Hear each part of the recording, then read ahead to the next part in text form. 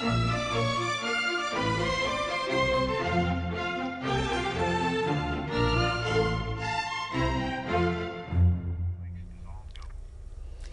and welcome back to Furious Fiction. I'm Mark Mustin here with Diane Roberts, and we have Meg Wolitzer straight from Manhattan with us today. I tell you what, this is very exciting. Meg, how are you?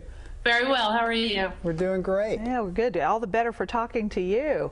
We were just talking too about not just your work in fiction, but your work as an advocate as well. And I so like your essay about what if the author of The Marriage Plot was a woman, and where would he be filed? Talk to us a little bit about why that's important. I just feel that there are different treatments of men and women in the world of fiction, as in many other worlds.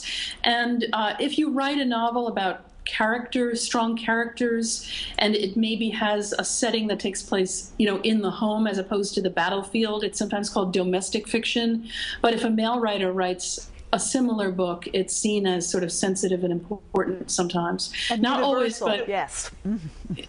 It's just a double standard that I felt it really bothered me over the years, because so many books by women, that I've really, really liked have gone unnoticed or just sort of seen in a certain way, like something that men would never read. I wanted to ask you, Meg, I heard this interview with Meryl Streep a little while ago, and she said, it's weird that men will not identify with a woman character, whereas women will identify with a male character. I mean, I don't know how true that is. I mean, I read The 10-Year Nap and loved it. I thought it was great. Yeah. It wasn't the type of book I would necessarily pick up, but I thought it was very good. So I don't know how to bridge that kind of gap there.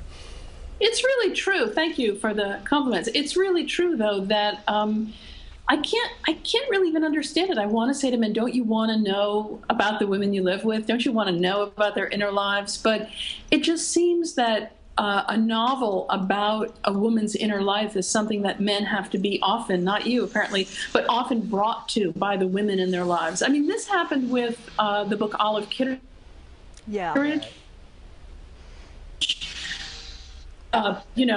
By Elizabeth Strout, which was so wonderful and won the Pulitzer Prize. And men came to it often, I think, because women said, look, you must read this. Mm-hmm. And it was about a woman's inner life. And, yeah, I think that women have been much more willing to really read about both men and women. And this has been a problem since the beginning of the novel. I mean, it's no wonder that the Bronte sisters used male pseudonyms. I mean, it is absolutely absurd. And yet I would look at your work and think, this is for everybody. This is not somebody going, I'm writing for women. You're writing for all of us. Yeah, they're going to mandatorily make it for everybody, I think. Yeah.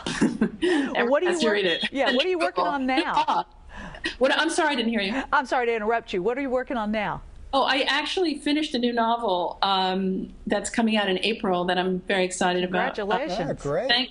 And for what it's worth, it's very co-ed. It's got a lot. All right. What's the title?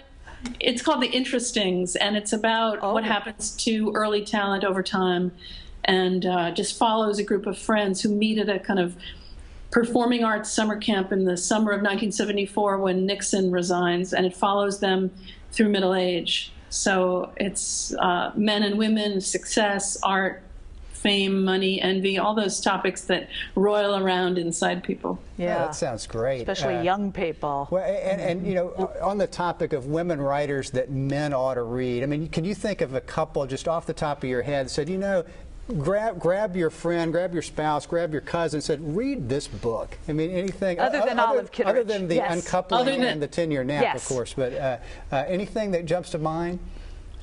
Oh, boy, there's a writer, Jennifer Gilmore, who has a new novel coming out called The Mothers in April as well, that Scribner is publishing, that I think is terrific. And she's had two previous books that are excellent as well. Something Red was, I think, the last one. She's a very wonderful writer. Mm-hmm. I like Something Red. Yeah, she's terrific. She's somebody I really, really like. There's a Canadian writer named Marina Endicott, a book called Good to a Fault, that I thought was terrific. And, Canada just sort of celebrates writing in a way that the States doesn't. Yeah. But I've been giving The Uncoupling to men that I know saying, Are they read throwing this. across the room in a rage? No, well, any more than Lysistrata freaks them out, which may be the case. I don't know, but that is such a witty book and a sly book, and I'm so glad you wrote it. I really enjoy it. Well, Meg, thank you for being with us, and we look forward to the Interestings coming out soon. I'm Mark Mustian here with Diane Roberts. We'll see you next time on Furious Fiction.